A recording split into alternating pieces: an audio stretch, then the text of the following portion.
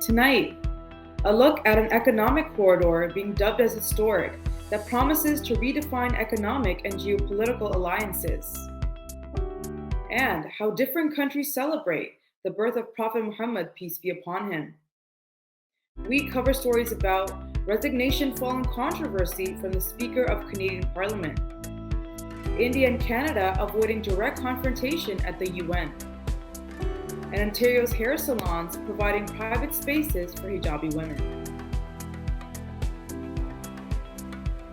Assalamu alaikum and good evening. This is Muslim News Canada on Muslim Network TV. I'm Aishah Ashraf. Today marks the 12th day of Islamic month Rabi al-Awwal. It is regarded as significant for Muslims as it is the day when Prophet Muhammad, peace be upon him, was born. Prophet Muhammad died on the same day at the age of 63. Muslims consider it a day of spiritual significance in Islam. Some Muslims celebrate the birthday of the Prophet Muhammad. Others regard it as unnecessary innovation and consider celebrating it inappropriate. The event is neither outlined in Islamic teachings nor is it obligatory. However, Muslims from all over the world visit mosques to pray and recite Quranic verses on this day. In addition to the prayers, they also listen to hymns praising God and Prophet Muhammad. Different countries arrange activities including exhibitions and religious programs to commemorate the birth of Prophet Muhammad. The day is a public vacation in several Muslim majority countries, including Pakistan, Indonesia, Malaysia, Bangladesh, and India. In 2017, Israel's former transport minister unveiled an ambitious plan to resurrect the century-old Hejaz Railway run by the Ottoman Empire. The railway connected the Bay of Haifa in Israel to Syria, Jordan, and Saudi Arabia. Fast forward to the G20 summit, the United States and the European Union have backed a more ambitious project, the India-Middle East-Europe Economic Corridor. The corridor, also referred to as IMEC, will create a new shipping lanes between India and the United Arab Emirates. The project will also build a freight rail system connecting India to the Emirates, Saudi Arabia, Jordan, and Israel, ultimately bridging the region to Europe. European Commission President Ursula von der Leyen hails IMEC as, quote, historic.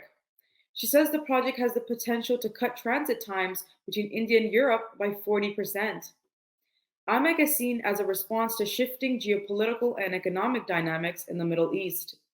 It is also viewed as a US-backed alternative to China's Belt and Road Initiative. Experts say IMEC will counter China's expanding influence in the region. As Gulf states are reconfiguring their economies away from fossil fuels, China's growing presence in the region has raised concerns in Washington. Experts say the US seeks to reassure traditional Arab partners amid warming relations with China. They say IMEC is a strategic move to strengthen the presence of the US in the region. Despite the seemingly grand project, IMEC faces a few geographic challenges.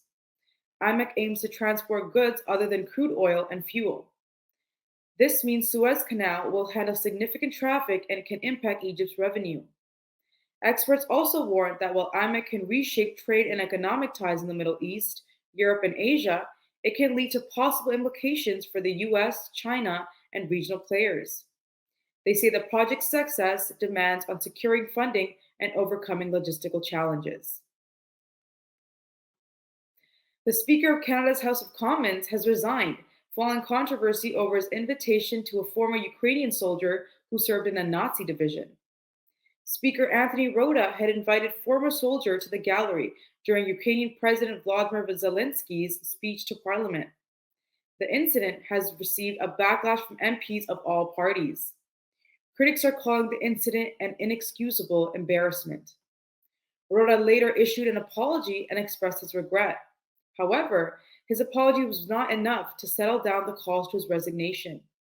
The revelation of the Ukrainian man's ties to the Nazis has provoked international reaction. Poland has expressed its intention to extradite the former soldier for his role in World War II. There are calls for a thorough investigation of the incident to avoid future embarrassment. Politicians are demanding that the presence of Ukrainian Nazi collaborators in post-war Canada should be made public. Trudeau says the incident is deeply embarrassing for Canada. Trudeau is being accused of complicity and negligence in this regard.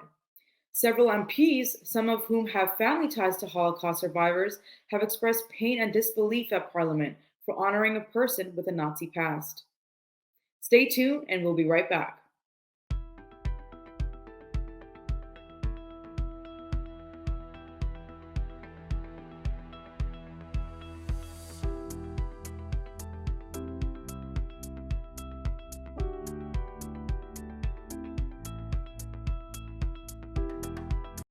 India and Canada have avoided directly addressing their ongoing dispute over the killing of a Sikh separatist leader while addressing world leaders at the UN General Assembly. Both countries alluded to the issue in their speeches to the General Assembly. Indian Foreign Minister Subramaniam Jaishankar stressed that political convenience should not determine responses to terrorism, extremism, and violence. Canadian UN Ambassador Robert Ray stressed the importance of abiding by international rules. Later on the sidelines, Jaishankar pointed out that threats have been made against Indian diplomats and consulates in Canada. Tensions between India and Canada have been at an all-time high after Canadian Prime Minister Justin Trudeau said he had credible information linking the Indian government to the murder of Canadian citizen Hardeep Singh Nijjar.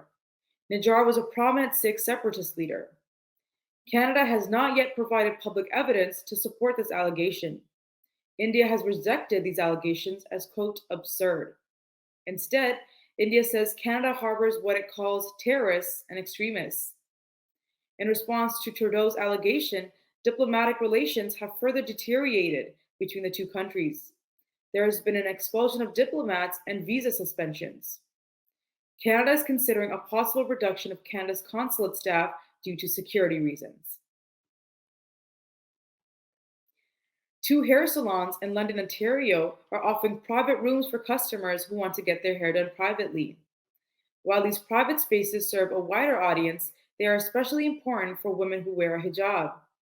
Beauty by Shadia and Groove Hair Lounge offer Muslim women the opportunity to have their hairstyle away from the public eye.